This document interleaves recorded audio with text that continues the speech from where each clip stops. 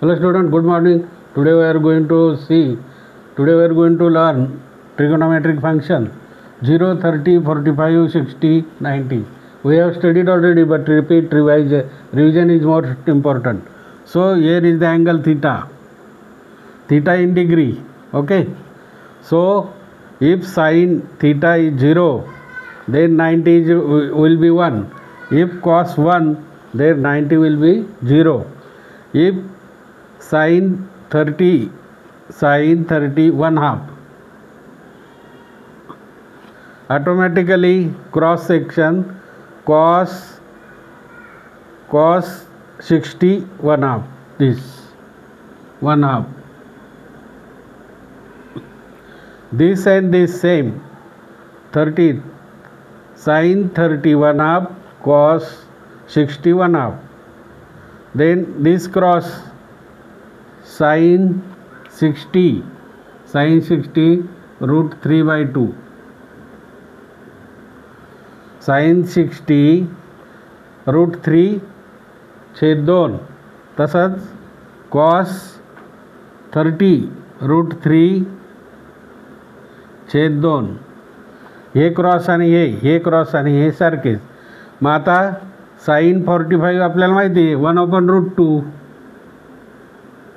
1/√2, cos 45 also 1/√2, 1/√2. मग sin upon cos काय झाले 0/1 0, 1/2 root 3 by 2 is equal to 1/√3. 2 cancel झाले, म्हणजेच काय tan इज इक्वल टू काय, tan theta is equal to sin theta upon,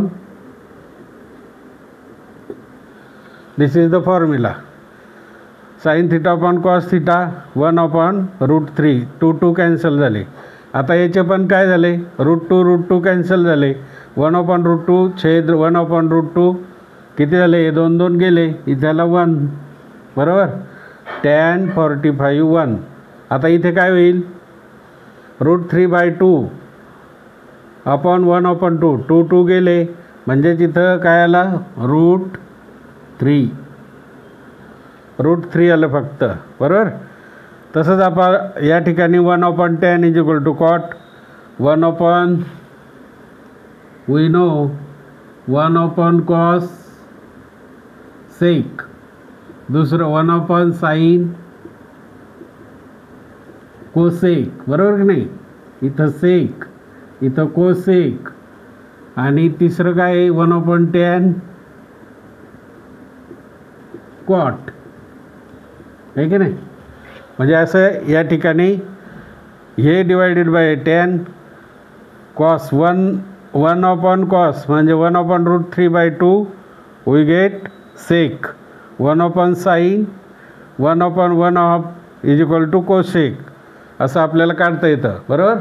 okay, understand.